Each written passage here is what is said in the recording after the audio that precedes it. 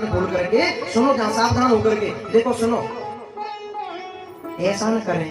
देखो मैंने अभी घड़े में देखा है झांक करके, तो इस घड़े में ऊपर तो पूरा पानी ही पानी भरा हुआ है और नीचे जो है पूरा गाढ़ा गाढ़ा अमृत भरा हुआ है।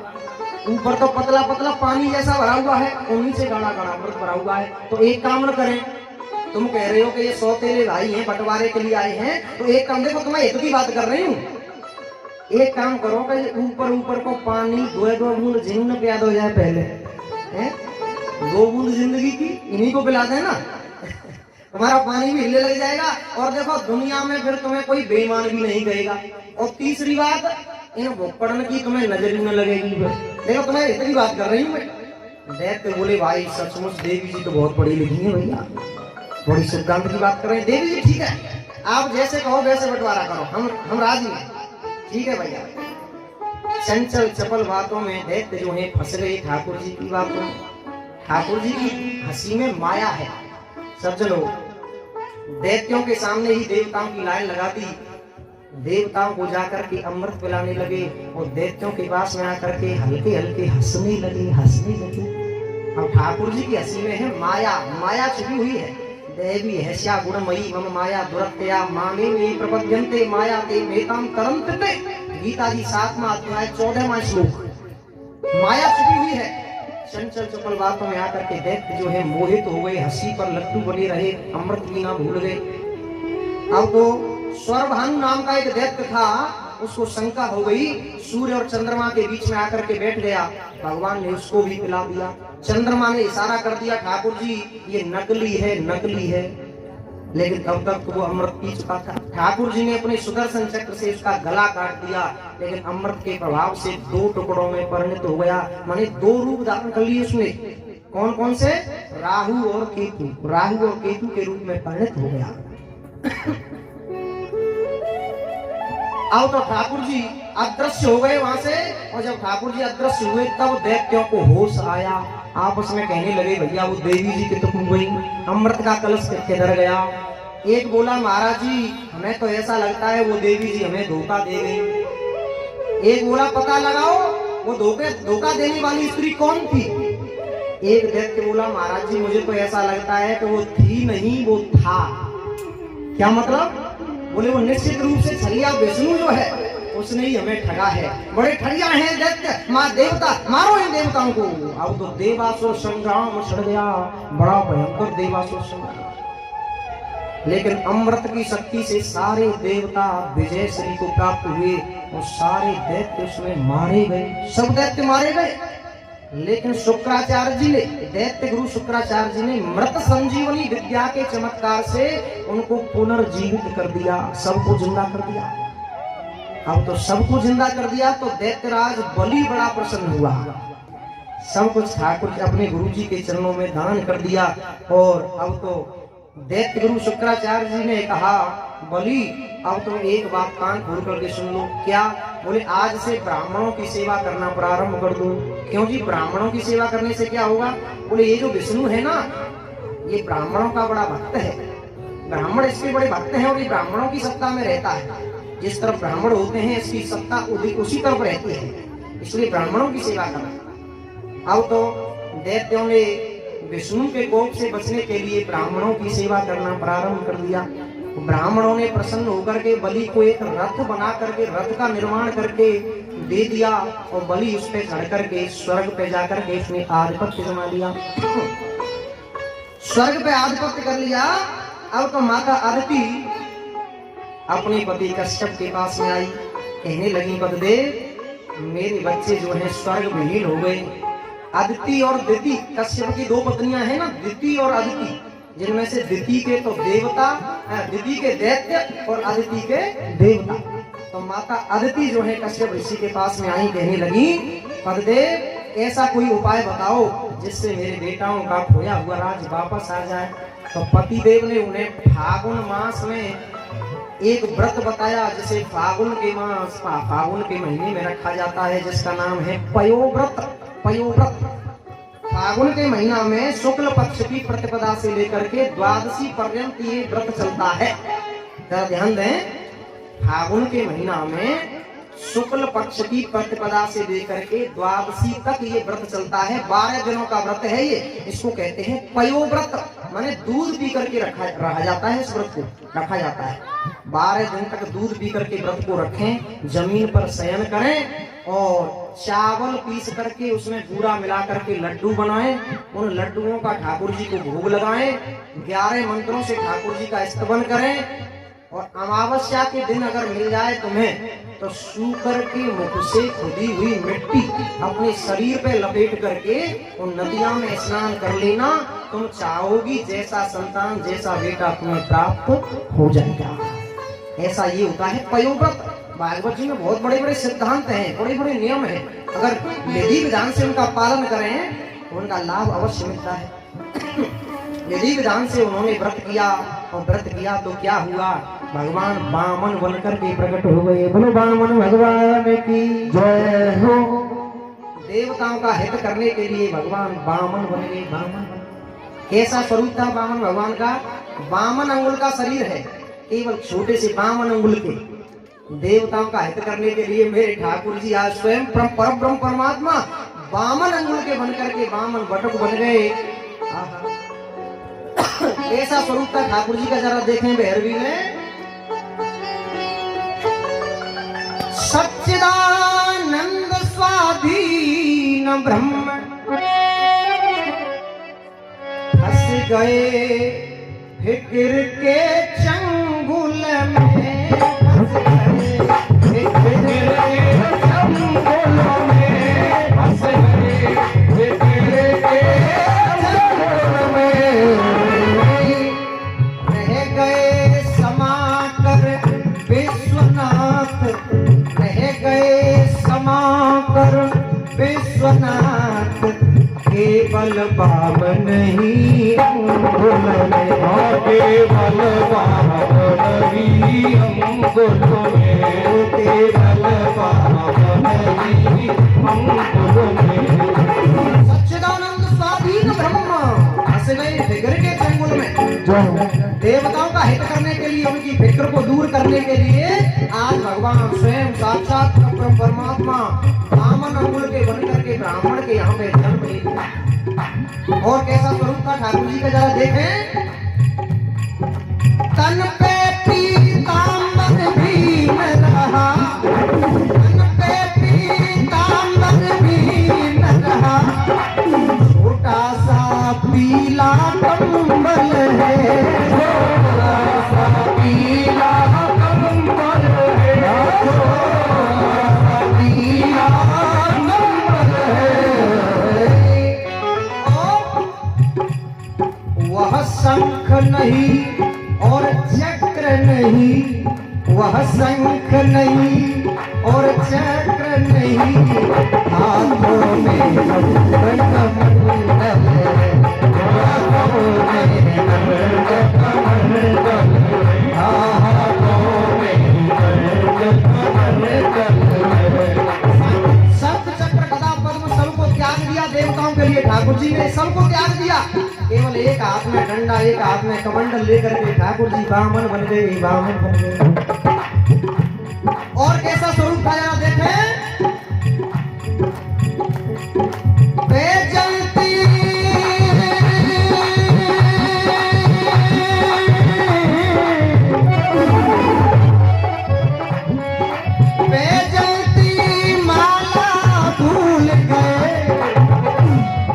सीधी सी तुलसी माला है, सीधी सी तुलसी माला है,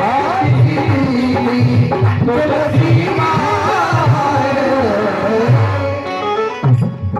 ब्रह्मांड दबाने वाले के, ब्रह्मांड दबाने वाले के छाया है, ब्रह्मांड दबाने वाले के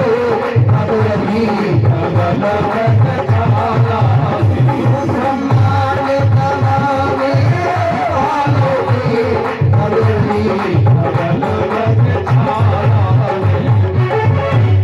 सच्चिदानंद भगवान की जय हो। ब्रह्मांड दबाने वाले के दबे रही बगल मृग छाला है, जो पूरे ब्रह्मांड को दबाए हुआ है, उसकी बगल में आज छोटी सी मृग छाला दबी हुई है। एक हाथ में डंडा है, एक हाथ में कमंडल है, एक हाथ में छत्र है। 52 अंगुल के मेरे ठाकुर जी आज देवताओं का हित करने के लिए ब्राह्मण बन गए, छोटे से बटुक बन गए। और ब्राह्मण के बच्चे का जब जन्म होता है तो उसको जाति कर्म संस्कार कराए जाते हैं हर बच्चे के।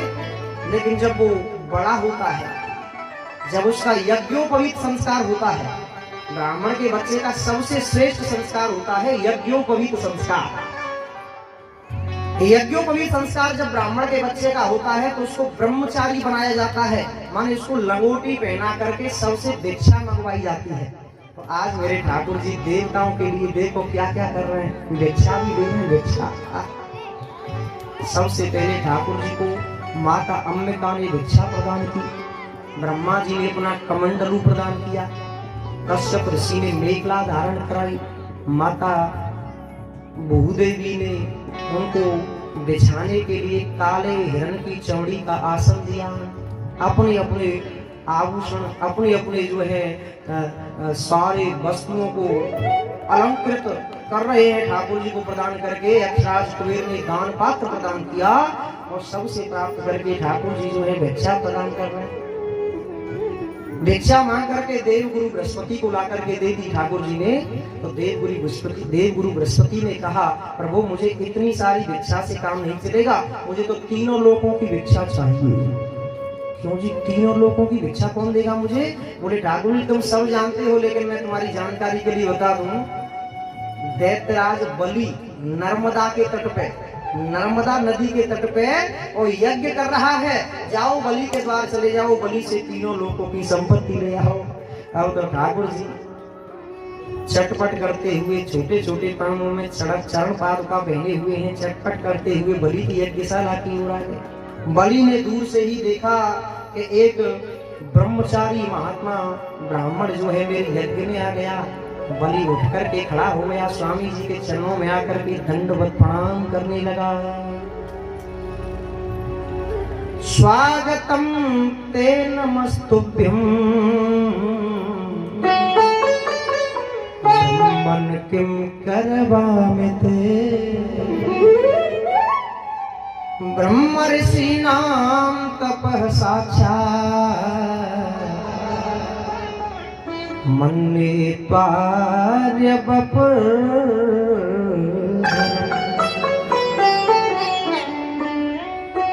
ठाकुर जी के चरणों में आकर के प्रणाम करता है बलि। ब्राह्मण देवता मैं तुम्हारा स्वागत करता हूँ, मैं तुम्हें प्रणाम करता हूँ।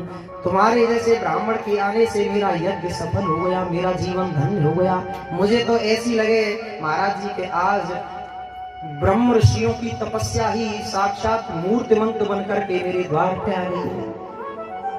ब्राह्मण देवता मैं धन्य हो गया। भगवान बोले बलि हम तो तुम्हारा दर्शन करने के लिए आ गए। हमने सुना है कि आज की तारीख में तुमसे बड़ा दानी इस धरती पे कोई है ही नहीं, इसलिए तुम्हारी प्रशंसा को सुनकर के हम तुम्हारे दर्शन करने के लिए आए। बलि बोला महाराज जी आप मेरे केवल दर्शन करने आए हो, ये बात मुझे जचती नहीं है। क्यों? क्योंकि ब्राह्मण किसी के द्वार पे कभी बिना मतलब के तो कभी जाता ही नहीं है। महाराज जी तुम मेरे द्वार पे आए हो तो कम से कम अपनी भी तो कोई इच्छा लेकर के आए होंगे। तो महाराज जी शर्माओ मत, तुम जो कुछ इच्छा लेके आए हो सुनिए, संकोच कहो। बताओ महाराज। ग्राम कांचन गुणवद्धाम श्रेष्ठम, अगर तुम्हें चाहिए तो गैया दे दूं मैं तुम्हें, गाय जितनी गाय चाहिए तो गौशाला में मेरे साथ चलो, जैसी चाहिए वैसी गाय तुम मेरे से ले जाए। भगवान बोले भैया हमें नहीं चाहिए, गर्दन हिला दी। अच्छा तो तुरगान घोड़ा चाहिए, हाथी चाहिए, जो भी चाहिए वो आप मेरे से ले जाइए। सजे सजाए मकान अगर चाहिए तो ले जाइए। ठाकुर जी गर्दन को हिलाते गए। अच्छा तो अब समझ में आया, तुम 52 अंगुल के हो ना बोने से, तो शायद किसी ने तुम्हारी शादी नहीं की होगी। तो महाराज जी अगर तुम्हारे मन में हो ना तो विप्र कन्या माने तुम्हारी शादी भी करा दूंगा मैं तुम्हें, तुम्हारी अगर तुम्हारे मन में हो तो। ठाकुर जी बोले नहीं भैया हमें कुछ नहीं चाहिए, लेकिन हमें पता है बलि कि तुम ज्यादा जिद कर रहे हो, तो भाई तुम मुझे बिना कुछ दिए हुए यहाँ से जाने भी नहीं दोगे। भाई बलि, मैंने सुना है तुम्हारे परिवार में बहुत बड़े बड़े दानी पैदा हुए। बताओ तुम्हारे परिवार में हिरण्याक्ष, हिरण्यकश्यप, आहा, दुनिया उनके इशारे पर नचती थी, उनकी उंगली पर नाचती थी। हैं?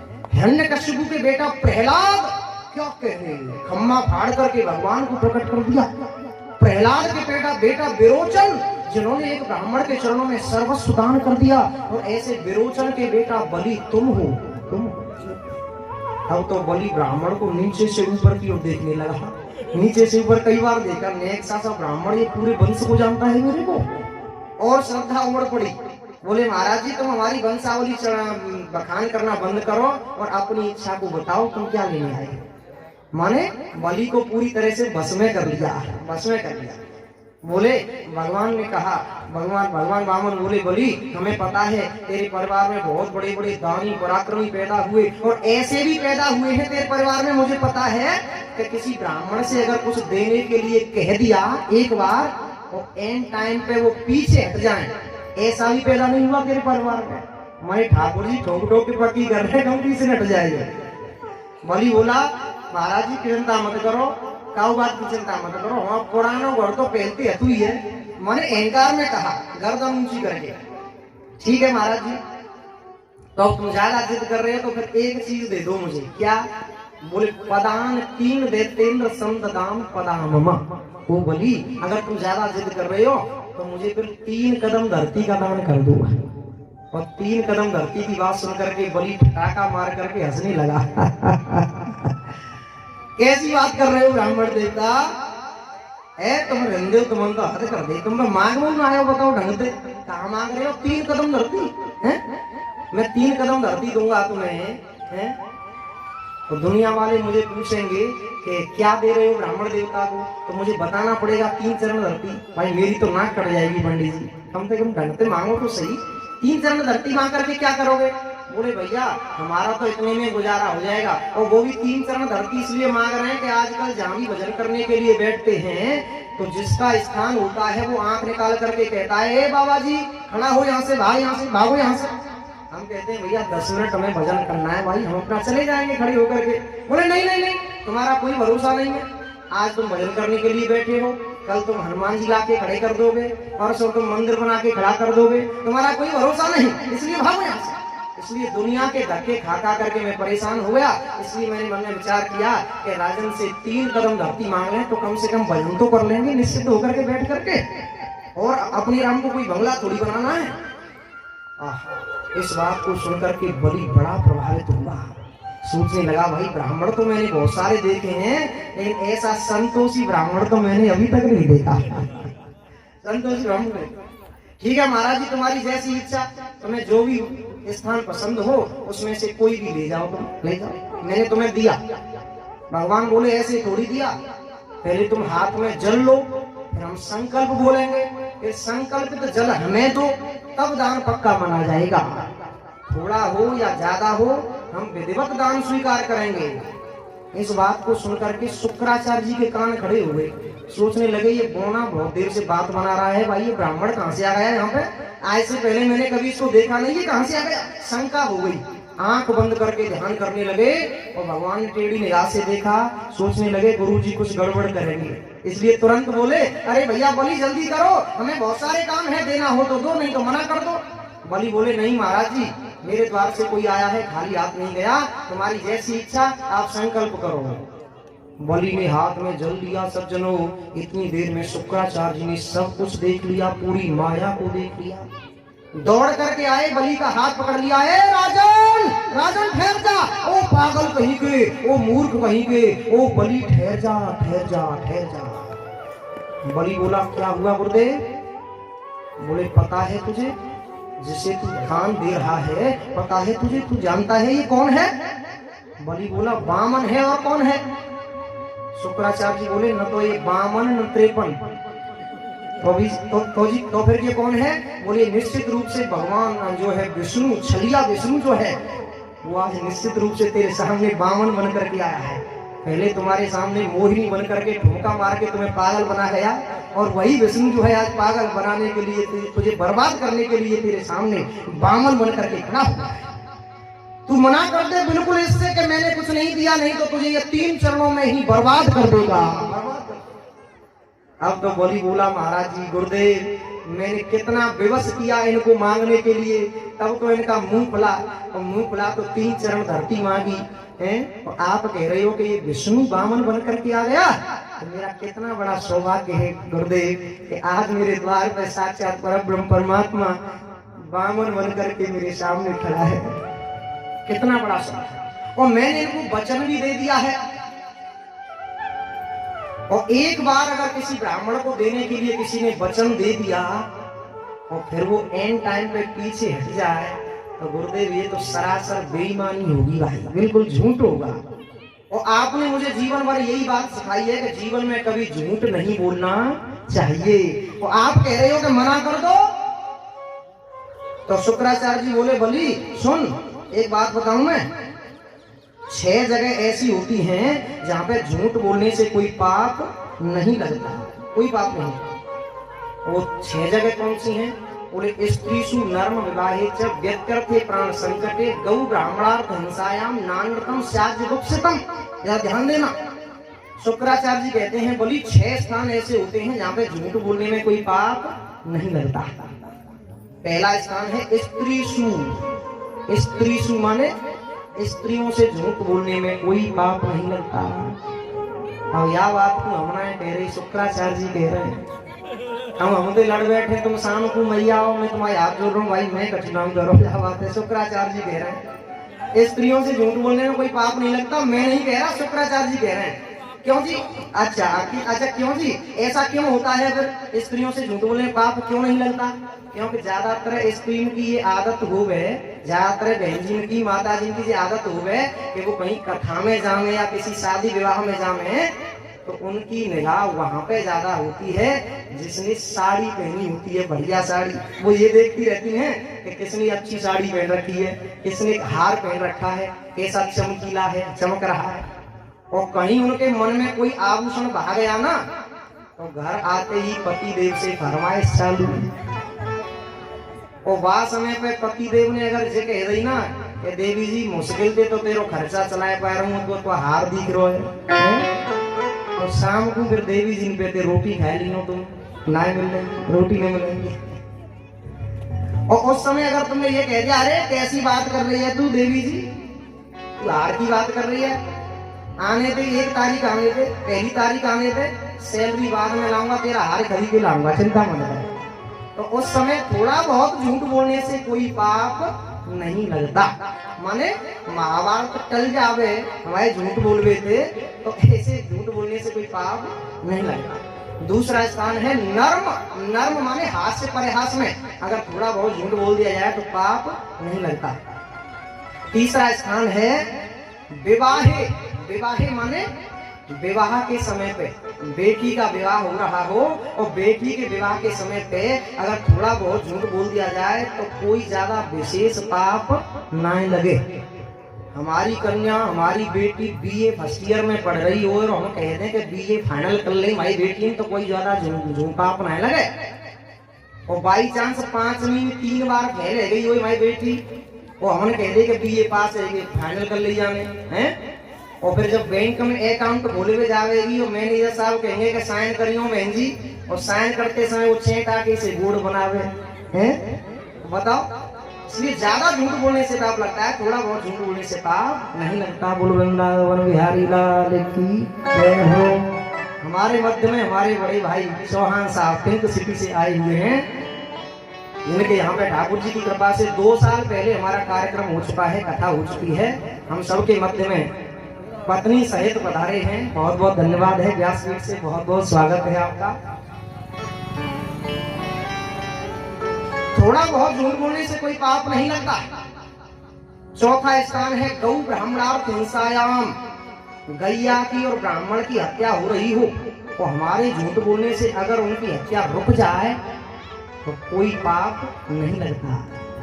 लेकिन सावधान, यहाँ पे दैत्यराज शुक्राचार्य जो है, दैत्य गुरु शुक्राचार्य दैत्य नीति के अनुसार जो है बता रहे हैं बलि को। लेकिन सनातन धर्म इस बात की बिल्कुल भी आज्ञा नहीं देता कि झूठ बोलो। सनातन धर्म ये आदेश करता है कि सत्यम ब्रूयात प्रियम ब्रूयात न ब्रूयात सत्यम अप्रियम। कभी भी हमें झूठ नहीं बोलना चाहिए, हमें हमेशा सत्य बोलना चाहिए और सत्य के साथ साथ मीठा बोलना चाहिए। अब देखिए, शास्त्रों की बातों को हम पकड़ते तो बहुत जल्दी हैं, क्योंकि आज ये बात बहुत सारे भैयाओं ने पकड़ी होगी कि स्त्रियों से झूठ बोलने में कोई पाप नहीं होता है, पकड़ी होगी ना। लेकिन शास्त्रों की बात को पकड़ते तो हैं, लेकिन हम ये ध्यान नहीं देते हैं कि किसने किससे कहा और किस परिस्थिति में कहा। यहाँ पे दैत्य गुरु शुक्राचार्य बलि से परिस्थिति में कह रहे हैं, दैत्य नीति बता रहे हैं, लेकिन सनातन धर्म इस बात की आदेश नहीं देता। और रामायण में कोई बात लिखी हुई है, रामायण में कोई बात रावण ने कह दी तो वो हमने मान ली। अब रावण ने कही है ये तो मान ली, रामायण में लिखी है ये तो मान ली, लेकिन कही किसने है? रावण ने। इस पे ध्यान नहीं दिया।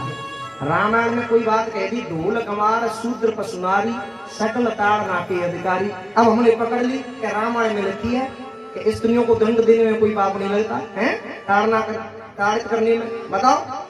लेकिन हमने ध्यान नहीं दिया कि किसने इस बात को किससे कहा और किस परिस्थिति से कहा। ये समुद्र ने कहा है भगवान श्री राम से, है ना, ढोल गंवार शूद्र पशुनारी। तो हमें संदर्भ पे ध्यान देना चाहिए। कहने का तात्पर्य ये है कि दैत्य गुरु शुक्राचार्य दैत्य नीति के अनुसार झूठ बोलने के लिए कह रहे हैं, अन्यथा की स्थिति में सनातन धर्म झूठ बोलने का आदेश नहीं देता। नहीं, झूठ बोलने के लिए भी प्रेरित किया शुक्राचार्य जी ने बलि को लेकर, फिर भी बलि अपने वचन से नहीं हटे। जब वचन से नहीं हटे तो तिल मिला करके कहने लगे, मूर्ख कहीं के, मैं तुझे समझाने का प्रयास कर रहा हूँ और तू मुझे बार बार समझाने का, तू मुझे उल्टा जवाब दे रहा है। जा, मैं तुझे साफ देता हूँ, तेरा श्री यश लक्ष्मी सब समाप्त हो जाएगा। साफ देकर के तिल मिला करके गुरुदेव वहां से भाग गए। अब तो भगवान बामन बोले, भैया आपस में क्यों झगड़ते हो भाई, नहीं देना है तो मना कर दो, हमने पहले ही कहा था कि हमें कुछ नहीं चाहिए।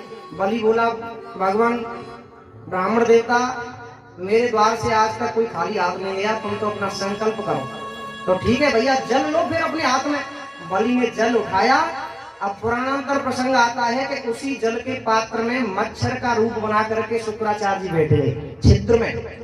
उस पात्र के छिद्र में जहां से जल निकलता है उसमें बैठ गए। बोले, जल की बूंद ही नहीं निकलेगी तो संकल्प कहां से होगा।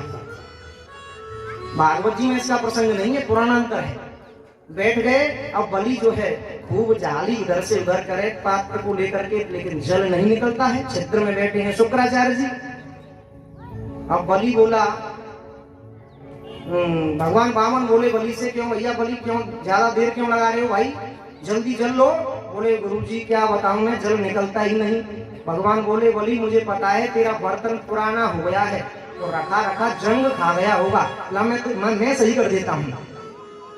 भगवान समझ गए कि गुरुजी गड़बड़ कर रहे हैं। गुरुजी गड़बड़ कर, अपने कुशासन में से पैनी नुकुली कुशा निकाली और भगवान वामन ने वो कुशा जो है ऐसी निशाना बांध करके मारी कि वो कुशा सीधी शुक्राचार्य जी की आंख में जा करके लग गई। इसलिए शुक्राचार्य जी की एक आंख, दरवाजा बंद हो गया। गोविंदाय नमो नमः। एक दरवाजा बंद हो गया और तिल मिला करके शुक्राचार्य जी वहां से भाग करके खड़े भाग। अब तो जल हाथ में आ गया और भगवान ने लंबा चौड़ा संकल्प पढ़ डाला और जैसे ही जल छोड़ा ठाकुर जी के चरणों में, तत्काल भगवान ने अपना विराट स्वरूप दिखला दिया। बोलो विराट भगवान की जय हो। भगवान वामन का विराट स्वरूप प्रकट हो गया, आकाश में पहुंच गया वो शरीर ठाकुर जी का। इतने बढ़ गए ठाकुर जी के बलि नीचे से ऊपर की ओर देखता ही रह गया, देखता। भगवान वामन बोले, बलि अब देख मेरा नाम, मेरा नाम एक पैर नीचे की ओर बढ़ा दिया तो नीचे के सातों लोगों को नाप डाला। अतल बितल सुता, अतल बितल तलातल अतल वितल सुतल तलातल महातल रसातल और पाताल, इन सातों लोकों को नाप डाला। दूसरा चरण ऊपर की ओर बढ़ा दिया, ऊपर के सातों लोकों को भू भव स्व महेर जन सप सत तप, ये सातों लोकों को नाप डाला। और भगवान के पैर के अंगूठा से ब्रह्मांड कटाक्ष फूट गया, उसमें से ब्रह्मांड विवर में जो है जलधारा प्रविष्ट हो गई। ब्रह्मा जी ने देखा, आहा ठाकुर जी का चरणोदक आ रहा है। ब्रह्मा जी ने ठाकुर जी का चरणोदक अपने कमंडल में स्थापित कर लिया, और वही जलधारा ब्रह्मा जी के कमंडल से निकल करके सीधी स्वर्ग में आ गई। स्वर्ग में आकर के उसके 4 विभाग हो गए, सीता, अलकनंदा, भद्रा और चक्षु। उसमें से अलकनंदा नाम की जो धारा है वो भगीरथ के द्वारा गंधमादन पर्वत पे तपस्या करते हुए भगीरथ के द्वारा गोमुख पे आकर के गिर पड़ी, और वही गंगा जी बन गई। बोलो गंगे मैया की जय हो। यही भगवत पदी है, यही विष्णुपदी है, यही भागीरथी है। अब तो 2 चरण पूरे हो गए ठाकुर जी के, और बलि से कहने लगे, बलि मेरा संकल्प 3 चरणों का था, तो मेरे 2 चरण पूरे हुए हैं, अब तीसरा चरण रखने के लिए मुझे स्थान बता। मैंने सब नाप डाला 2 चरणों में, तीसरा कदम कहाँ पे रखूं? बलि बोला, महाराज जी एक बात बताओ, धन बड़ा होता है कि धनवान बड़ा होता है? ठाकुर जी बोले, भैया धनवान बड़ा होता है, धन का मालिक होता है धनवान। तो महाराज जी तुमने 2 चरणों से केवल मेरा राज ही राज नापा है, मैं धनवान तो इस शेष बचा हूं प्रभु। लो मेरे प्रभु, अपने तीसरे चरण से मुझ धनवान को नाप ले जाओ, मेरे मस्तक पे धारण कर दो। और ठाकुर जी ने अपना तीसरा कदम बलि के मस्तक पे धारण कर दिया। बोलो भक्तवत्सल भगवान की जय हो। तीसरे चरण में ठाकुर जी को बलि ने अपने आप को दान कर दिया, अपने आप को दे दिया। लो प्रभु मुझे ले जाओ, मुझे ले जाओ। Complete surrender is known as the true service of God according to John Milton, the great philosopher of India. पूरी तरह से समर्पित कर दिया सज्जनों, समर्पित कर दिया। और भगवान गदगद हो गए, गदगद होकर के बलि को सुतल लोक का राज दे करके वहां से चले गए। बोलो भक्तवत्सल भगवान की जय हो। आगे श्री सुखदेव जी वर्णन करने लगे, प्रिय परीक्षित, 9वें स्कंद में 24 अध्याय हैं, जिसमें से 12 अध्यायों के अंतर्गत सूर्यवंश है और 12 अध्यायों में चंद्रवंश है। सूर्यवंश में हमारे राम जी प्रकट हुए और चंद्रवंश में हमारे श्याम जी प्रकट हुए। तो पहले राम जी की चर्चा करेंगे, क्योंकि राम चरित्र परम पवित्र और कृष्ण चरित्र परम विचित्र। वैसे विचित्र कृष्ण की कथा बाद में, पहले राम जी की चर्चा करें। अयोध्या में भगवान श्री राम का जन्म होता है। अयोध्या माने क्या है, संक्षेप में चलना पड़ेगा, क्योंकि राम कथा तो 9 दिन चाहिए राम कथा के लिए। ये तो भागवत की कथा चल रही है, संक्षेप में चलना पड़ेगा। अध्यात्म के रूप में अध्यात्म व्यंगम करेंगे इस बात पर हम कि अयोध्या क्या है। अयोध्या माने, अयोध्या ये काया, ये शरीर जो है ये अयोध्या है, और इसमें रहने वाला जो जीवात्मा है वो दशरथ है। जरा ध्यान देना, अयोध्या सरयू के किनारे पे बसी हुई है। सरयू माने भक्ति, भक्ति। और जब इस शरीर में भक्ति बहती रहेगी, निरंतर ठाकुर जी की भक्ति प्रवाहित होती रहेगी, तो इस शरीर में रहने वाला जीवात्मा जो दशरथ है वो जितेंद्रिय बन जाएगा, जितेंद्रिय। और उसके यहाँ पे राम लक्ष्मण भरत शत्रुघ्न पैदा हो जाएंगे। भगवान श्री राम मैं ठाकुर जी ये कहते हैं कि मुझे साकेत धाम में सारे सुख सुविधाएं हैं, लेकिन माँ बाप से जो बच्चों को प्यार मिलता है वो प्यार मुझे कभी भी नहीं मिला। इसलिए ठाकुर जी आज बालक बनकर के अयोध्या में आए। सज्जनों, माता कौशल्या के सामने जो है प्रकट हो गए, चतुर्भुज रूप में प्रकट हो गए। बोलो लक्ष्मी नारायण भगवान की जय हो। शंख चक्र गदा पद्म लेकर के जब प्रकट हुए तो माता कौशल्या को स्तुति करने लगी। ठाकुर जी बोले, मैया ये स्तुति सुन करके तो मेरे कान पक गए हैं माँ, अब तो मैं तुम्हारी प्यार भरी फटकार पाने के लिए आया हूँ। माता कौशल्या बोली, प्रभु बच्चा बन करके आना था, बच्चे का प्यार पाना चाहते थे तो आपको बच्चा बन करके आना था, लेकिन तुम तो हमारे पूरे पिताजी बने खड़े हो हमारे सामने। भगवान बोले, माता जी मैं जानता ही नहीं बच्चा कैसे बना जाता है, तुम ही सिखा दो। अच्छा बताऊं? बताओ। तो पहले तो ये शंख चक्र गदा पद्म जो है ना, इनको त्याग दो, इनको छोड़ दो। बच्चा कभी लाठी डंडा लेकर के पैदा नहीं होता है। जैसे संसार के बच्चे पैदा होते हैं उसी प्रकार से भगवान ने शंख चक्र गदा पद्म सब त्याग दिए। अब तो ठीक है माता जी। बोले नहीं, अब ये कमी है। क्या? बोले ये 4 भुजा पसारे खड़े हो ना, इनमें से 2 भुजा गायब करो और 2 भुजा रहने दो। क्यों? क्योंकि बच्चा 2 हाथ वाला पैदा होता है, 4 हाथ वाला बच्चा पैदा नहीं होता। दुनिया की भीड़ ले जाएगी, मीडिया आ जाएगी तमाम, ये 4 हाथ वाला बच्चा पैदा हुआ है। ठाकुर जी ने 2 हाथ गायब कर दिए, 2 हाथ रहने दिए। अब तो ठीक है माता जी। बोले नहीं, अभी एक और कमी है। क्या? बोले ये कपड़े लत्ते पहने हुए हो ना, ये सब त्याग दो, क्योंकि बच्चा निर्वस्त्र पैदा होता है। ये पीतांबर जो ओढ़े हुए है ना, ये त्याग दो। ठाकुर जी शंख चक्र गदा पद्म पीतांबर सबको 2 भुजाओं को त्याग करके छोटे से बच्चा बनकर के माता कौशल्या की ज्योति में प्रकट होकर के हंसने लगे। वो कहने लगे माता जी अब तो ठीक है। कौशल्या जी बोली नहीं नहीं, अभी एक और कसर है, एक और कमी है। क्या? बोले ये हंसना बंद करो और रोना चालू करो। क्यों जी? रोए क्यों? बोले ये संसार का नियम है। बच्चा जब पैदा होता है तो रोता है, और नहीं रोता है तो घर वाले परेशान हो जाते हैं कि बच्चा कितनी देर का पैदा हुआ है, ना रोता है ना कुछ करता है ना, परेशान हो जाते हैं, बीमार है या गूंगा है या बहरा है। इसलिए संसार का नियम है कि बच्चा जब पैदा होता है तो रोता है, इसलिए हंसना बंद करो, रोना चालू करो। भगवान ने मन में विचार किया, भाई बड़ा विचित्र नियम है संसार का, कि पैदा होते ही रुलाता है, चलो रो लेते हैं।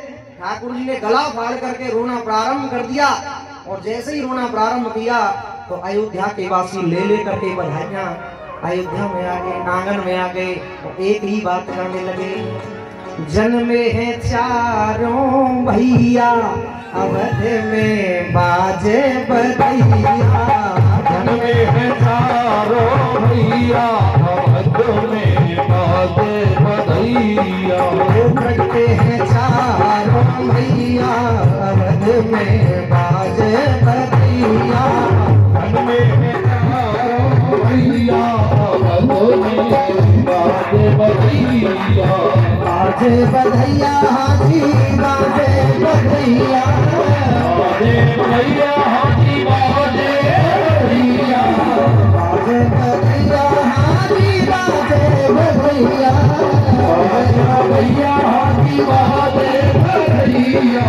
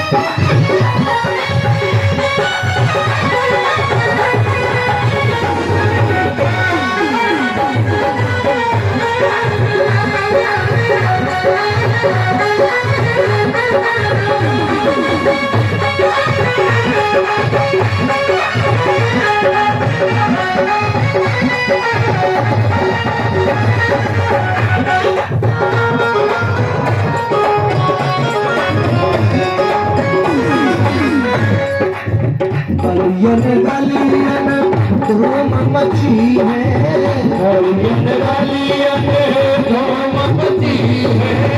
गलियन गलियन गलियन गलियन गलियन गलियन गलियन धूम मची है। गलियन गलियन धूम मची है। वो बाज रही सहनैया अवध में बाजे बधैया। प्रगति है 4 भैया अवध में बाजे बधैया।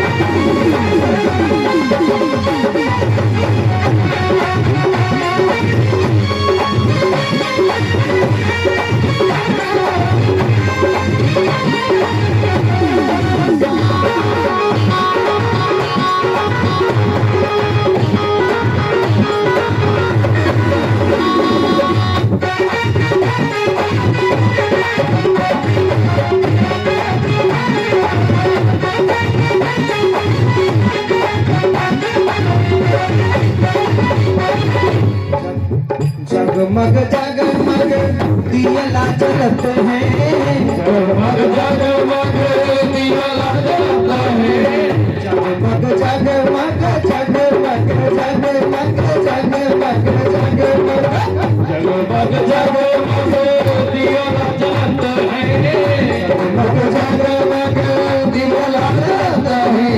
झिलमिल होत अटैया बध में बाजे बधैया, करते हैं चारों भैया अवध में बाजे बधैया, चल भैया अवध में बाजे बधैया, चारों भैया अवध में बाजे बधैया।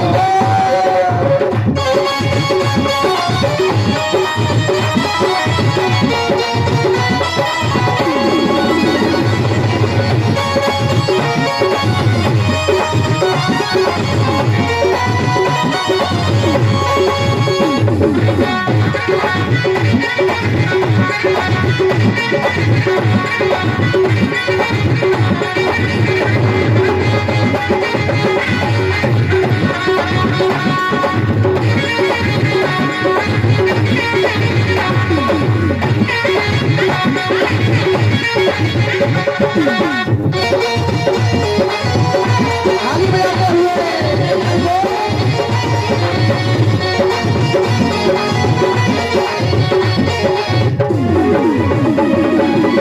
कौन लुटावे हीरा मोती, कौन लुटावे हीरा मोती, कौन लुटावे हीरा मोती, कौन लुटावे हीरा मोती, कौन लुटावे रुपैया अवध में बाजे बधैया, करते हैं चारों भैया अवध में बाजे बधैया, बजते हैं चारों भैया अवध में बाजे बधैया, करते हैं चारों भैया अवध में बाजे बधैया, जल में है चारों भैया अवध में बाजे बधैया, करते हैं चारों भैया अवध में बाजे बधैया, में है चारों भैया अवध में बाजे बधैया, और में चारों भैया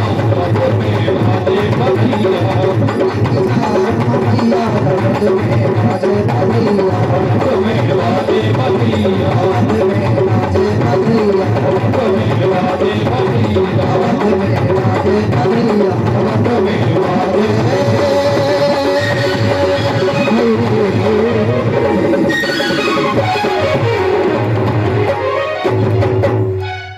बोल चारों भैयाओं की जय हो, अयोध्या धाम की जय हो, जय जय श्री राम। सज्जनों, अयोध्या में 3 रानियों के माध्यम से 4 पुत्रों को जन्म मिला। प्रकट हुए ठाकुर जी, वही प्रकट कृपाला दीन दयाला कौशल्या हितकारी। श्री राम, लक्ष्मण, भरत और शत्रुघ्न पैदा हुए। भगवान श्री राम ज्ञान के प्रतीक हैं, लक्ष्मण विवेक के प्रतीक हैं, भरत वैराग्य के प्रतीक हैं और रिपुसूदन सद्विचार के प्रतीक हैं। वैसे तो राम जी के जन्म के, राम जी के अवतार के अनेक उद्देश्य हुआ करते हैं। राम जन्म कर हेतु अनेका, परम विचित्र एक ते एका।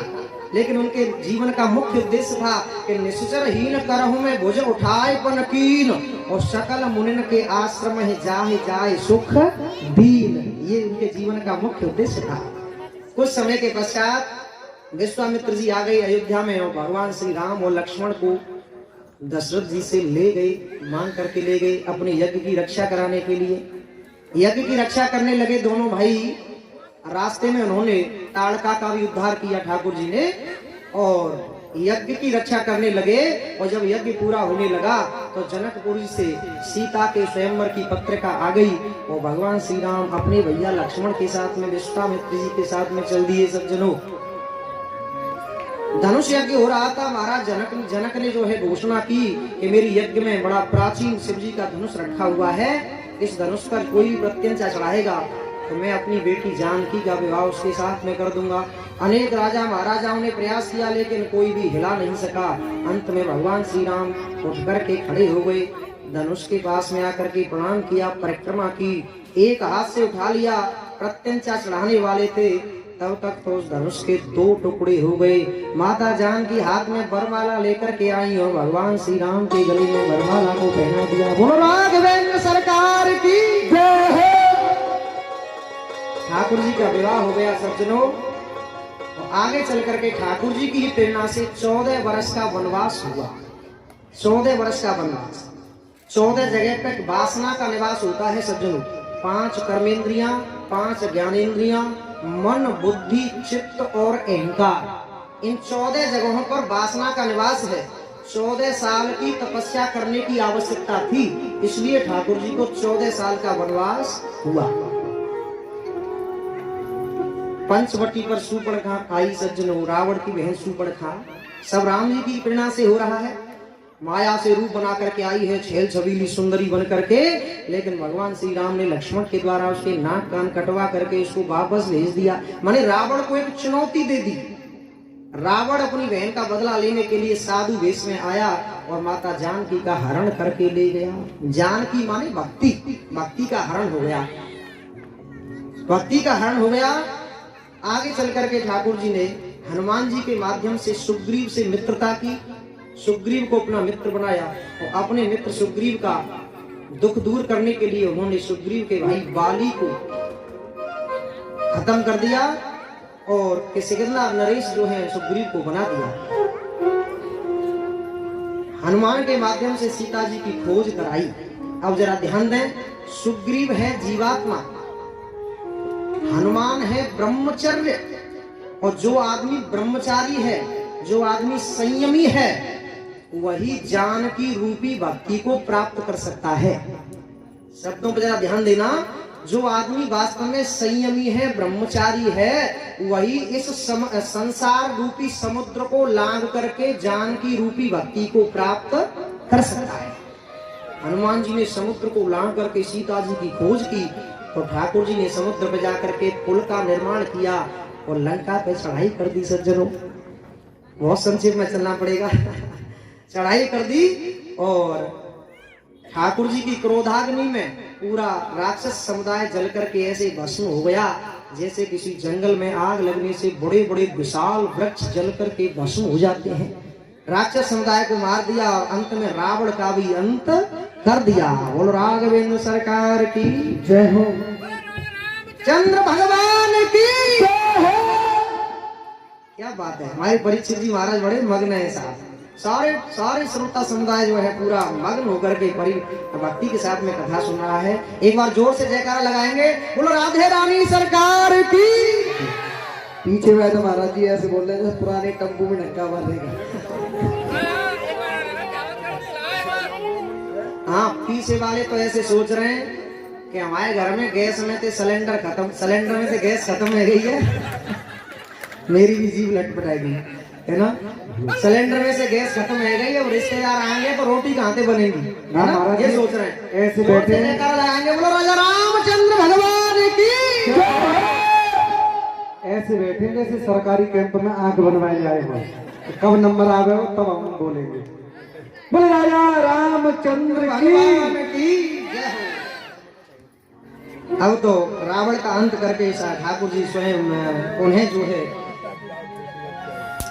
जो है अयोध्या में आ गए और 13,500 साल तक अखंड अग्निहोत्र व्रत किया और भगवान ने अपने चरणों को जो दंडकारण्य के कांटों से छिद गए थे, उन चरणों को अपने भक्तों के हृदय में स्थापित किया और ठाकुर जी अपने धाम को चले गए। बोलो भक्त वत्सल भगवान की। आगे नवम स्कंद में 12 अध्यायों के अंतर्गत चंद्र वंश है। भगवान श्री हरि नारायण के दिव्य नाभि कमल से ब्रह्मा जी का जन्म हुआ। ब्रह्मा जी के बेटा हुए अत्रि।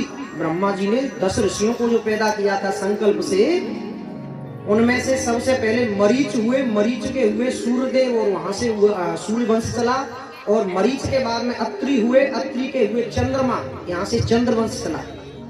चंद्र वंश में हमारे गोपाल जी का, चंद्र वंश में राजा यदु हुए। यदु और यदुवंश चल पड़ा। और यदुवंश में हमारे गोपाल जी का प्राकट्य हुआ। मथुरा के राजा उग्रसेन बड़े ही धर्मात्मा हैं, लेकिन इनका बेटा कंस बड़ा ही दुराचारी है, बड़ा दुष्ट है। इतना दुष्ट है कि अपने पिताजी को ही पकड़ करके जेल खाने में बंद कर दिया। सिंहासन छीन लिया, स्वयं सिंहासन पर बैठ गया राजगद्दी पर। तो जनता में इसके प्रति आक्रोश पैदा हो गया। इसने देखा कि मेरे प्रति जनता में आक्रोश है, तो कोई ऐसा नाटक किया जाए जिससे जनता मुझे अच्छा मानने लग जाए। तो इसने क्या नाटक किया सज्जनों?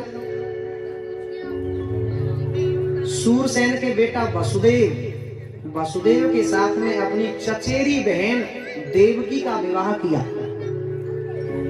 और ऐसा विवाह किया धूमधाम से कि दहेज में वसुदेव को बहुत सारे घोड़े, हाथी, रथ दे। अब तो कपिल को सोचने लगी, भाई राजा बड़े धर्मात्मा हैं, बड़े दीन हैं, बताओ खास बहन नहीं है, देवकी चाचा की लड़की है, चचेरी बहन है, और फिर भी अपनी देवकी को कहते कितना जोर धूमधाम से विवाह कर रहे हैं। अब तो जनता में इसके प्रति जो है सकारात्मक प्रतिक्रिया हुई। तो इसने मन में विचार किया कि और ज्यादा नाटक किया जाए। अब तो नाटक दिखाने में बड़े, अभिनय करने में बड़े प्रखर होते हैं जनता के लोग जो है ना, सत्ता में रहने वाले जो लोग हैं वो अभिनय करने में बड़े ही चतुर होते हैं, क्योंकि वो जानते हैं सत्ता में बने रहने के लिए कोई ना कोई नाटक करना चाहिए, नहीं तो आज नहीं तो कल सत्ता पलट जाएगी। इसलिए वो अभिनय करते रहते हैं समाज में नाटक करने लगा। अब तो आंखों में आंसू भर के अपनी देवकी को, अपनी बहन को विदा करने लगा। सज्जनों, विदा करने लगा। देवताओं ने मन में विचार किया, तो बड़ा ही धर्मात्मा बन रहा है ये, तो इसकी पोल खोलनी चाहिए। सत्ता में रहने वाले लोग जब अभिनय करते हैं, नाटक करते हैं ना समाज में, तो विपक्ष फिर उनकी पोल खोलने के लिए आ जाता है। तो देवता लोग जो हैं आकाशवाणी के माध्यम से आकाशवाणी करने लगे। कंस जो है सारथी को हटा करके स्वयं रथ को हाँक रहा था, देवकी के रथ को विदा कर रहा था बड़े प्यार से। इतनी देर में आकाशवाणी हुई, वो कंस आज तू अपनी बहन, चचेरी बहन देवकी को इतने प्यार से विदा कर रहा है, एक दिन इसी देवकी का 8वां लाल तेरा बनेगा।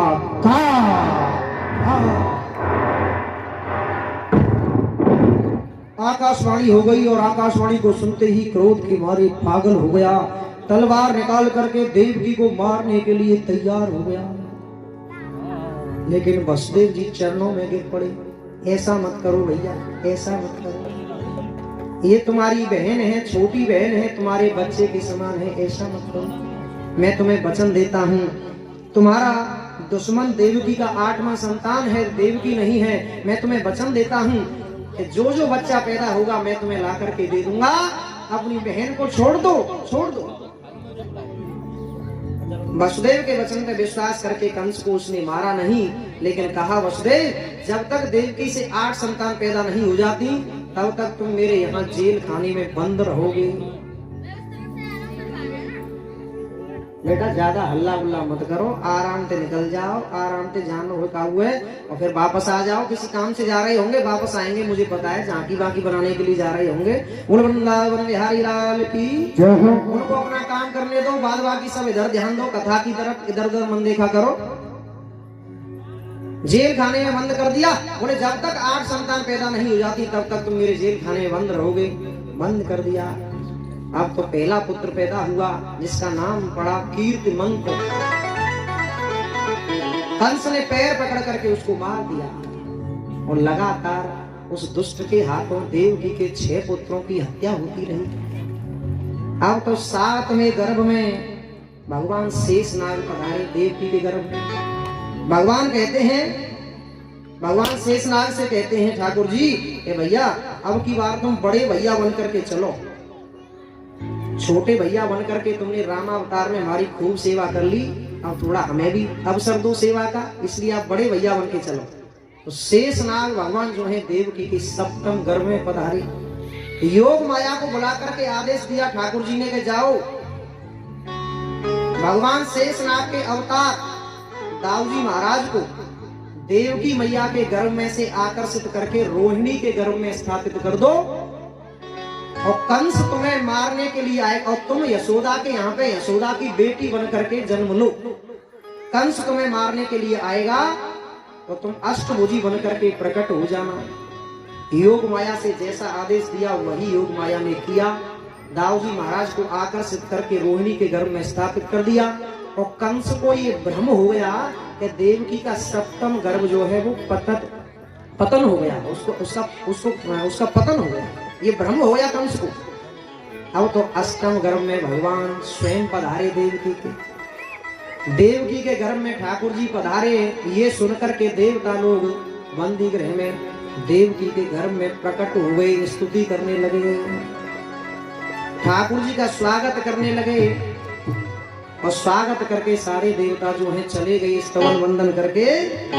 अब तो ठाकुर जी का प्रकट होने का सुंदर सुहावना मौसम आ गया, भादों का महीना आ गया, कृष्ण पक्ष आ गया, अष्टमी तिथि आ गई, रोहिणी नक्षत्र आ गया और रात के 12 बजे है, भादों की अंधियारी रात है।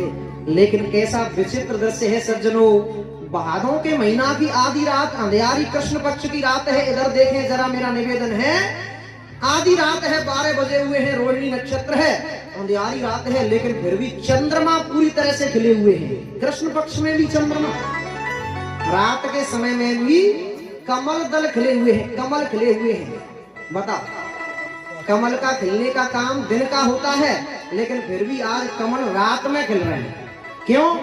क्योंकि बड़े अधिकारी जब आते हैं ना किसी शहर में, तो फिर छोटे छोटे कर्मचारियों की भी छुट्टी रद्द कर दी जाती है। आज हमारे ठाकुर जी सरकार, हमारे ठाकुर सरकार का प्राकट्य होने वाला है, तो पूरी प्रकृति ठाकुर जी के स्वागत में नववधू की तरह सुसज्जित है, तैयार है स्वागत करने के लिए।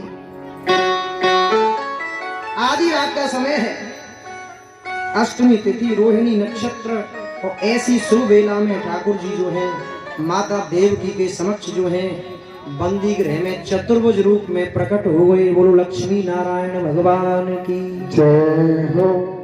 जब चतुर्भुज रूप में प्रकट हुए तो वसुदेव जी स्तुति करने लगे, आप पूर्ण ब्रह्म परमात्मा मेरे समक्ष प्रस्तुत हुए हो, आप ही दृष्टा हो, आप ही द्रष्टव्य हो, बड़े बड़े शब्दों से जो है स्तुति करने लगे। तो माता देवकी ने कहा तो जो कुछ भी कहना है वो जल्दी करो, जल्दी करो, जो कुछ भी कहना है ठाकुर जी से वो जल्दी कहो, नहीं तो अभी मेरा भैया कंस आ जाएगा पता चलने पर। तो भगवान बोले मैया से, मैया काऊ बात की चिंता मत करे माँ, मेरे भी हाथ में सुदर्शन लगा हुआ है, और जब तक सुदर्शन का दर्शन हो रहा है तब तक काऊ बात को खतरा ना है मैया। लेकिन एक बात जरूरी कहने के लिए आया हूँ, इसलिए 4 हाथ वाला बन करके आया हूँ। जब मैं छोटा सा बच्चा बन करके तेरी गोद में आ जाऊं तो फिर मुझे यहाँ से नंद भवन में छोड़ आना। नंद भवन में एक कन्या का जन्म हुआ है, उसको वहां से उठा लाना, बाद बाकी किसी से कुछ भी मत कहना मेरी माँ। ऐसा कह करके तुरंत मेरे ठाकुर जी आज छोटे से बच्चे का रूप बना करके नील कमल के समान माता देवकी की गोद में बाल कृष्ण बनकर के पैदा हो गए। बोलो बाल कृष्ण भगवान की जय हो, नंद के लाला की जय हो, जय जय श्री राधे। ठाकुर जी का प्राकट्य हो गया। अब तो वसुदेव जी ने ठाकुर जी को, कन्हैया को सूप में लेटा लिया और सूप में लेटा करके सज्जनों चल दिए वसुदेव जी। लेकिन आकाश के मेघों ने देखा कि आज हमारे ठाकुर जी का प्राकट्य हुआ है, तो अपने ठाकुर जी का स्वागत करें। तो आकाश के मेघों ने क्या किया सज्जनों, अपने मन में विचार कर रहे हैं मेघ के ठाकुर जी को 4 चीजें ज्यादा पसंद है, सबसे ज्यादा प्रिय है। कौन कौन सी? पत्रम पुष्पम फलम तोयम यो मे भक्त्या प्रेक्षति।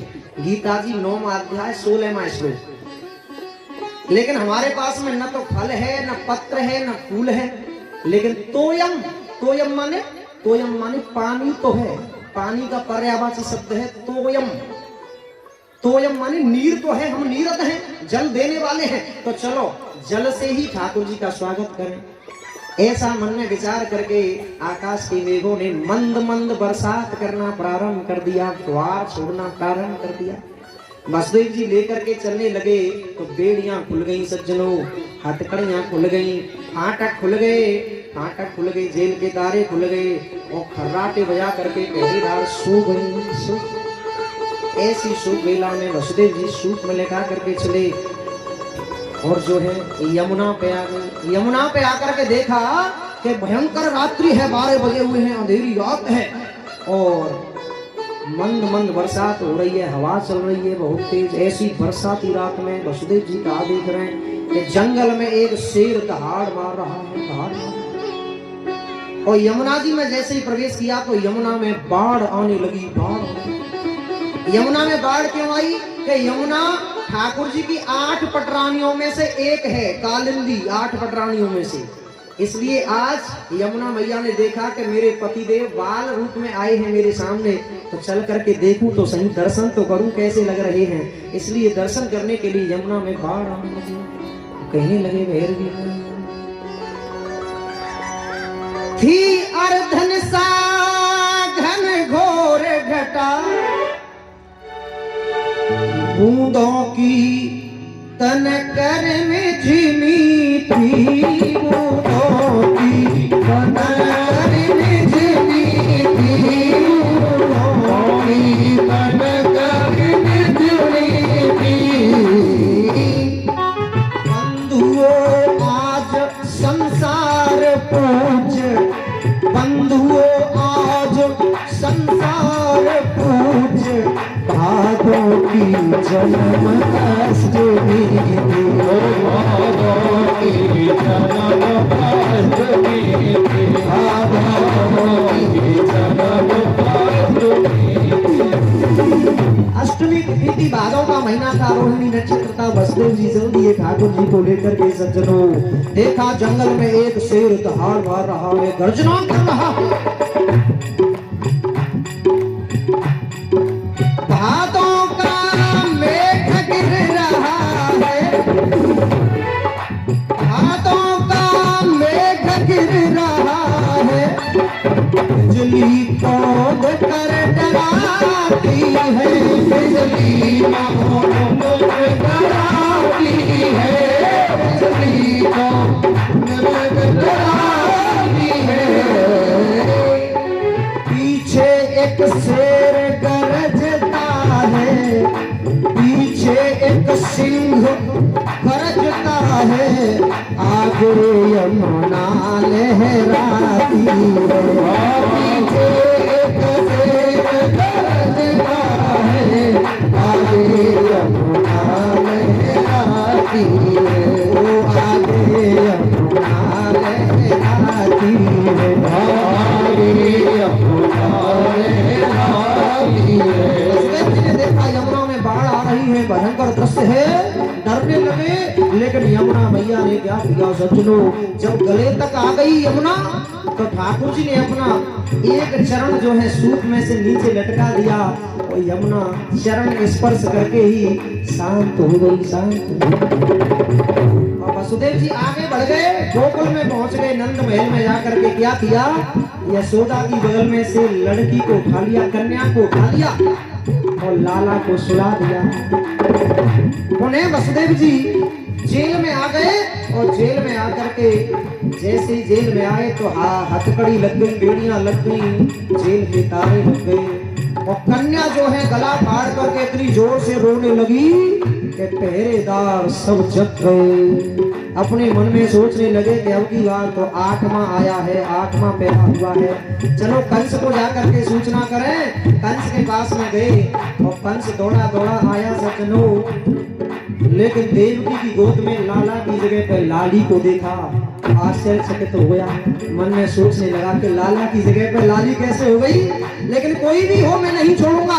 पैर पकड़ लिया उस दुष्ट ने उस कन्या का और उसको आकाश में घुमा दिया, ऊपर घुमा दिया, लेकिन वो कन्या हाथ छुड़ा करके अष्टभुजी बन करके प्रकट हो गई और कहने लगी, ओ मूर्ख कंस, ओ दुष्ट कंस, तू मुझे क्या मारेगा। क्या कहने लगी वो कन्या,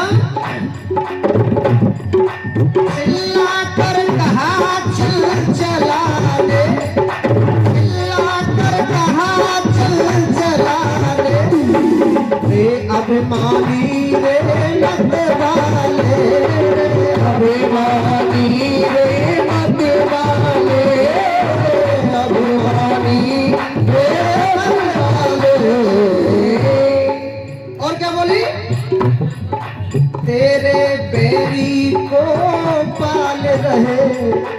तेरे बेरी को पाल रहे यादव बंसी को बुलवा रे यादव बंसी को बुलवा रे यादव बंसी को बुलवा रे। बोली और दुष्ट कंस तू मुझे क्या मारेगा, तेरा मारने वाला तो पैदा हो गया है। और एक और बात बताऊं तुझे मैं, जो जैसा करेगा वैसा ही पाएगा। और मूर्ख कंस बताऊं तुझे, विश्वास मान रे रे अजान, विश्वास मान रे रे अजान, तू विपदा के बीज को चुका है, विपदा के बीज को चुका है, विपदा के बीज को चुका है। तेरे काल का अरे मूर्ख, वो कन्या क्या कहने लगी कंस से, तू मुझे क्या मारेगा मूर्ख, तेरे काल का अरे मूर्ख, गोकुल में जन्म हो चुका है, गोकुल में जन्म हो चुका है, गोकुल में जन्म हो चुका है। बोलो कृष्ण कन्हैया लाल की जय। हाँ, छुड़ा करके कन्या अष्टभुजी बन करके प्रकट होकर के कहने लगी, ओ कंस तू मुझे क्या मारेगा, तेरा मारने वाला तो पैदा हो चुका है, हो चुका है। इस बात को सुनकर के कंस जो है भयभीत हो गया, हाथ जोड़ करके बोला, बहन जी ये और बता दो कहाँ पे पैदा हुआ है, किस घर में हुआ है, किस नाम से पैदा हुआ है। कन्या बोली, ये सारी जन्म पत्री नहीं बताऊंगी मैं तुझे, अपने आप ढूंढ लेना, तेरे आसपास ही पैदा हुआ है। ऐसा कहा, कन्या अदृश्य हो गई। अब तो कंस देवकी के चरणों में गिर पड़ा और कहने लगा देवकी से, बहन जी मुझे माफ कर दो। क्यों? क्योंकि मैंने तुम्हारे अनेक पुत्रों को मार दिया, लेकिन आज जीवन में एक बात कह दूं बहन जी, सही सही जीवन में आज पहली बार पता चला है कि आकाशवाणी भी झूठ बोलना सीख गई है। वो मूर्ख था, पागल था, वो कहता है आकाशवाणी भी झूठ बोलना सीख गई है। क्योंकि एक दिन इसी आकाशवाणी ने यह कहा था कि देवकी की 8वीं संतान तेरा काल बनेगी, लेकिन आज यही आकाशवाणी ये कह रही है, क्या कह रही है कि तेरा मारने वाला तो कहीं दूर पैदा हो चुका है, कहीं अलग पैदा हो चुका है।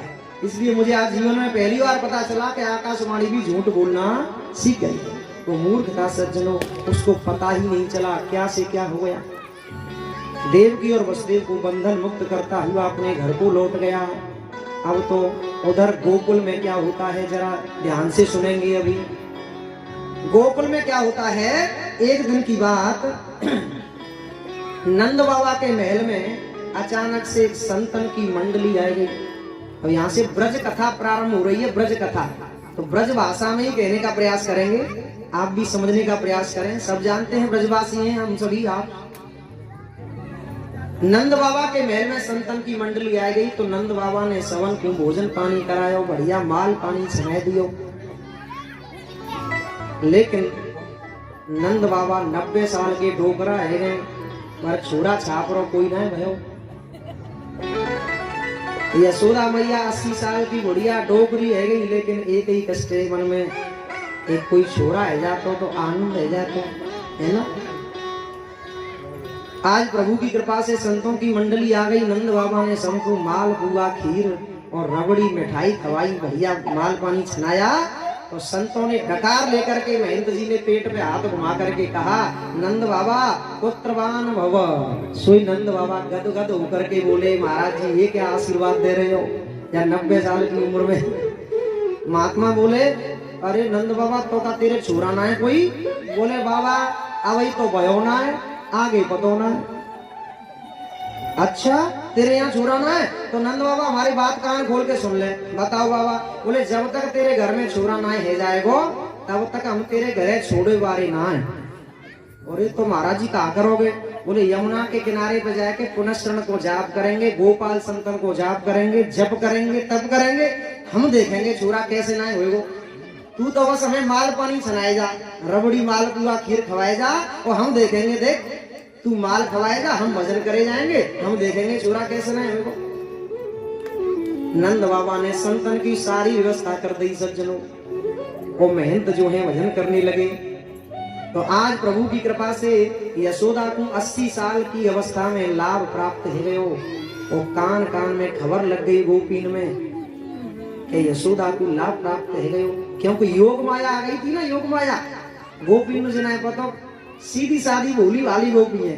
तो गोपी तैयारी करने लगी 4 महीने पहले से।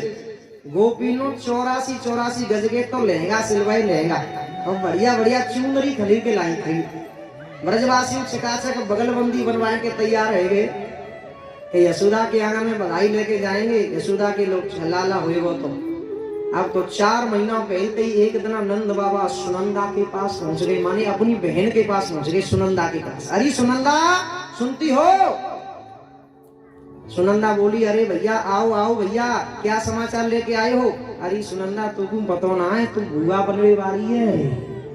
सुनंदा ये बात को सुन करके पागल हो गई खुशी के मारे। अरे भैया जा समाचार की मोर कितने दिन आते प्रतीक्षा की, मैं तो आज ही तुम्हारे साथ में चलूंगी। 4 महीना पहलते ही सुनंदा आई गई यशोदा के आंगन में और सब गोपियां तैयारी करने लगी। अब तो आज वसुदेव जी लाला को लेकर के कब आ गए और कब चले गए किसी को पता नहीं चला। सबसे पहले नींद खुली सुनंदा की। सुनंदा ने अपने मन में विचार किया, देखा घर के दरवाजे सब खुले हुए हैं। अपने मन में विचार कर रही है, अरे जी दरवाजे कैसे खुले रह गए? परला घर के काम धंधे तो बाद में देखूंगी, ला चल करके पहले भाभी को देखूं। भाभी के पास में आई, माने यशोदा के पास में आई। तो यशोदा के पास में क्या देखा सुनंदा ने? यशोदा की तो खर्रा के बज रहे हैं, सो रही है यशोदा, कोई होश नहीं है। लेकिन यशोदा की बगल में एक नील कमल के समान नीला सा छोटा सा नन्हा सा यशोदा की बगल में लाला सोया हुआ है। लाला को देख करके सुनंदा बिल्कुल पागल सी हो गई। दौड़ी दौड़ी गई अंदर और अंदर जाकर के लाला को देखा और फिर अंदर से दौड़ी दौड़ी बाहर आ गई और बस एक ही बात चिल्लाती रह गई, है गो है गो है गो है गो। ऐसी पागल है गई, चिल्लाने लगी है गो है गो है गो। और ग्वाल वालाओं ने पूछा आकर के, कहा है गो? तो सुनंदा मुंह पे उंगली रख के बोली, कछु ना है भयो। तो फिर क्यों चिल्ला रही थी ऐसे? बोले सब कछु बताऊंगी, पहले ये बताओ नंद बाबा कहाँ है? एक ग्वाला बोलो सुनंदा से, सुनंदा नंद बाबा तो सवेरे ते ही चबूतरा पे बैठ के भजन कर रहे हो, माला जप रहे हो। नंद बाबा सवेरे ते माला को जप कर रहे हैं, मंत्र को जाप कर रहे हैं। और कौन सा मंत्र चल रहा है नंद बाबा को जप में? कौन सा मंत्र चल रहा है? नंद बाबा जप कर रहे हैं, अभी तो भयो ना है आगे पतो ना है, अभी तो भयो ना है आगे पतो ना है। भोले वाले ब्रजवासी है नंद बाबा, भोले वाले हैं बेचारे। अभी तो भयो ना है आगे पतो ना है। इतनी देर में सुनंदा आ गई चिल्लाती हुई, अरे भैया नंद बाबा तू यहाँ पे बैठो है। और नंद बाबा खड़े हो गए, अपने मन में सोचने लगी कोई शुभ समाचार लेकर के आई है। अरे सुनंदा जल्दी बता क्या बात है? बोले भैया सब कछु बताऊंगी, पहले ये बताओ कि मुझको दक्षिणा में कहा दोगे? अब तो नंद बाबा की धड़कन तेज होने लगी। अरे बहन सुनंदा ले तिजोरी की चाबी रख ले, तो जो चाहिए सोच ले ले, लेकिन जल्दी बता कहा समाचार लाइए। सुनंदा बोली, अरे नंद बाबा, ओ भैया नंद, तेरे घर में छोटो सो लल्ला, छोटे से लल्ला को जन्म है गयो। बोलो नंद के लाला की, कृष्ण कन्हैया लाल की जय हो। इस बात को सुन करके तो नंद बाबा नाचने लगे, नाचने लगे, क्या बात है, नाचने लगे नंद बाबा। और कान कान में खबर पड़ गई, गोपियां 84 गज के लहंगा पहन के, चुंदरी ओढ़ के, ग्वाल वाला बगलबंदी पहन के नंद के आंगन में आ गए और दही माखन लेकर के आई, एक दूसरे पर उड़ेलने लगे और आकर के नंद भवन में बधाइयां देने लगे, बधाइयां देने लगे। अब देखो नंद के आंगन में गोपियां बधाई लेकर के आई हैं, तो हम और आप यहाँ पे आपस में बधाई देंगे, ठीक है? देखो यहाँ पे सब गोपियां भी बैठी हुई हैं और पीछे हमारे ग्वाल वालों बैठे कछु। आज तो वैसे कम है पर चिंता मत करो, खूब जोर से बधाई देंगे, चिंता मत करो। तो यशोदा मैया को गोपी बधाई देती हैं, गोपी कहती है मैया बधाई हो, तो यशोदा मैया भी कहती है मैया बधाई हो। ध्यान देना, देखो मैं यहाँ से पहले मैयाओं को बधाई दूंगा, यशोदा मैया को मैं कहूंगा मैया बधाई हो, तो आप भी कहेंगी मैया बधाई हो। ध्यान रखना, जोर से बोलना, और फिर हमारे ग्वाल वालन को नंबर आएगा। ठीक है, ग्वाल वाला ध्यान रखियो, जोर से बोलियो, सुस्ती है छोड़ दो। वैसे मुझे जितनी बार ग्वाल वाला दिख रहे हैं, ज्यादातर नंद बाबा की उम्र के ज्यादा दिख रहे हैं, बड़े बूढ़े ज्यादा दिख रहे हैं, लेकिन कन्हैया के जन्म की खुशी में बड़े प्रफुल्लित हैं, जवान हो गए हैं, बुढ़े भी जवान हो गए हैं, बड़ी जोर से बधाई दे रहे हैं। मैं पहले बधाई कहूंगा, बोलूंगा मैया बधाई हो, तो सब मैया जितनी बार बैठी हैं गोपियां वो सब जी कहेंगी मैया बधाई हो पीछे से। ध्यान रखना, जोर से। फिर मैं ग्वाल वालाओं से कहूंगा बाबा बधाई हो, तो ग्वाल वाला कहेंगे बाबा बधाई हो, जोर से। तो पहले गोपियों को बधाई दी जाएगी, गोपियां बधाई दे रही हैं, जोर से बोलियो मैया बधाई हो। हमने तो भैया सुनी ना अभी अच्छी तरह से, मैया बधाई हो, रोटी वोटी खाए के ना आएगा, उनकी बैठी है। जोर से बोलना, जोर से, मैया बधाई हो। अरे क्या बात है गोपियों, अब की बार तो आवाज आई। अब ग्वाल वालाओं का नंबर है। हाँ भाई ग्वाल वालाओ, मूंछों का सवाल है, बुड्ढे बैठे हैं पीछे, चश्मा लगा के बैठे हैं आज ग्वाल वाला, हमारे चश्मा लगाए थे, बड़ी दूर से आए हैं ग्वाल वाला आज हमारे मध्य में, और बड़े खुश हैं। देखो बहुत जोर से बधाई देंगे, बाबा बधाई हो, बाबा बधाई हो। क्या बात है, देखो सुनिए आवाज ग्वाल वाला की। अच्छा चीटिंग कर रहे हैं, हाँ सही था भाई, चीटिंग। बड़े प्रेम से नंद महल में जो है बधाइयां गाई जाने लगी। आइए हम सबसे पहले ठाकुर जी के जन्म के उपलक्ष्य में बधाई गाएंगे, उसके बाद में ठाकुर जी की झांकी आएगी, सब झांकी का दर्शन करेंगे, सभी बैठ करके पहले बधाई गाएंगे प्यारी सी, उसके बाद में ठाकुर जी की झांकी।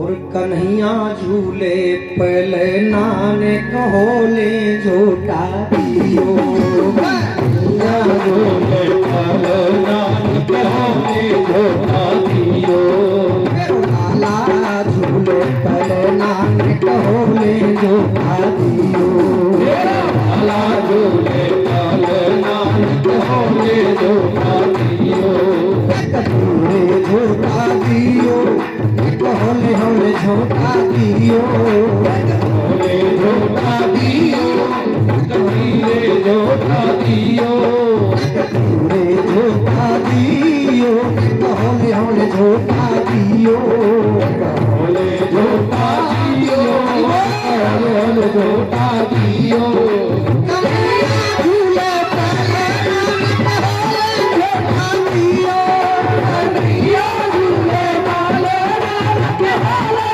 झूठा दियो, लाला झूले पहले नाने कहोले झूठा दियो, लाला झूले पहले कहोले झूठा दियो,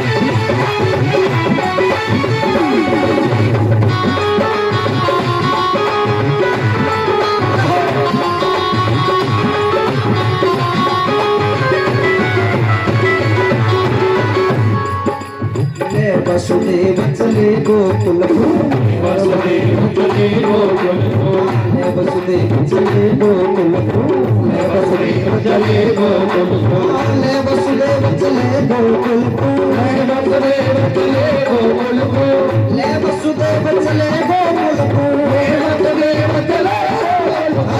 वसुदेव चले गोकुल वसुदेव चले गोकुल को, चरण पखारे रामो नाम कहोले झूठा दियो, कन्हैया झूले पहले नाने कहोले झूठा दियो, लाला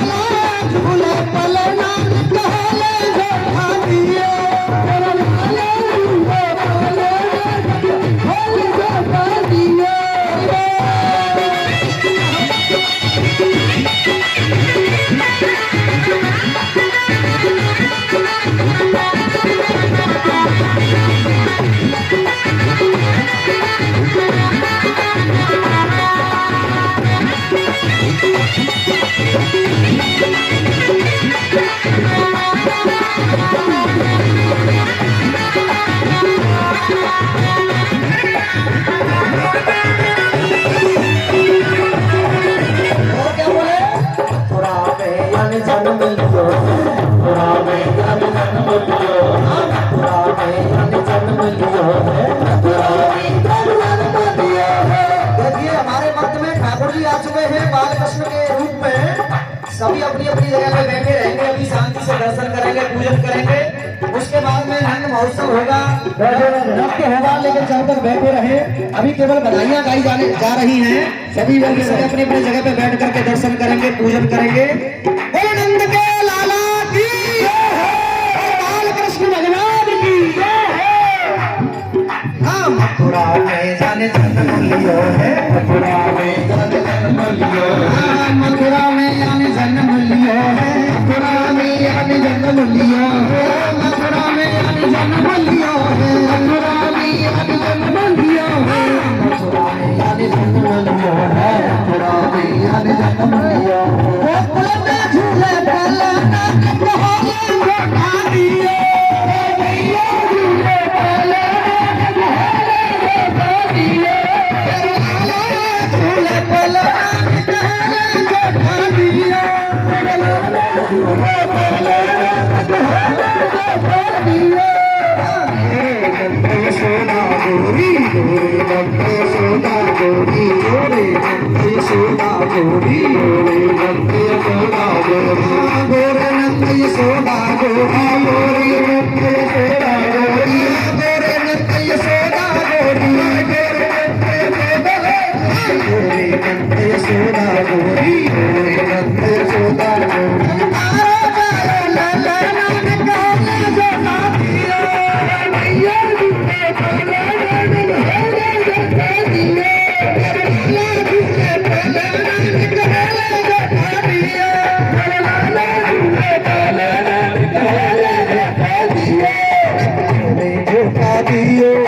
धीरे धीरे झोटा दियो, झोटा दियो, धीरे धीरे झोटा दियो, झोटा दियो, धीरे धीरे झोटा दियो, झोटा दियो, धीरे धीरे झोटा दियो।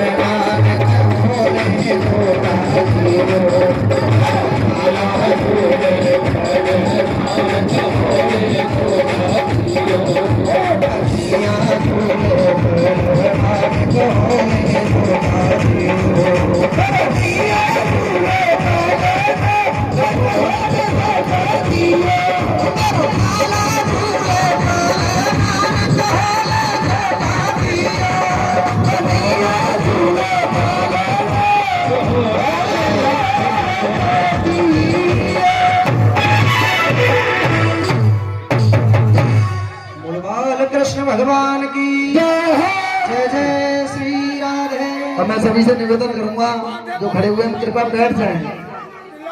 हाँ जी, सभी दर्शक शांति बना रहे। हाँ, सभी से निवेदन है माता बहनों से, कोई भी तिलक कन्हैया के माथे पर नहीं लगाएगा, पैरों पे लगाएं, पैरों पे तिलक लगा के पूजें चरणों पर, क्योंकि आंख में गिर सकता है कुछ भी रोली वगैरह, इसलिए नुकसान हो सकता है। और सभी से निवेदन है कि अपनी अपनी जगह पे बैठ जाएं, पूजन कर लिया हो, और नृत्य करने वाले नृत्य करें, झूमे, आनंद से नंद महोत्सव मनाएं।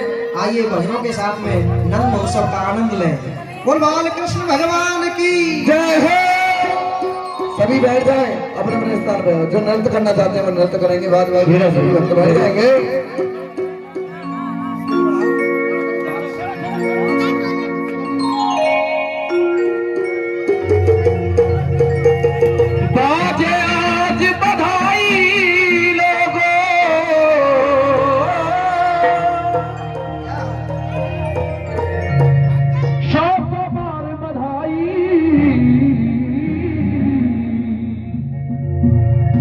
नंदजू के अगना में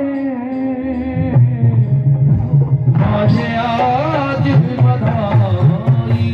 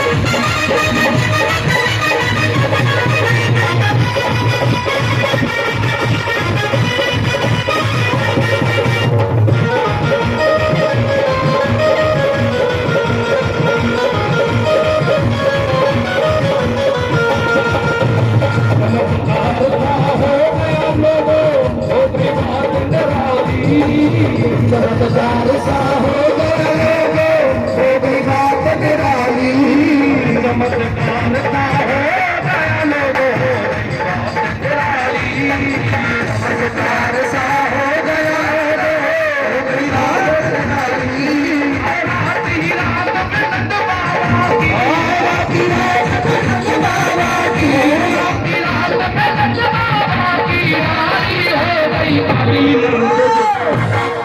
झुके झुके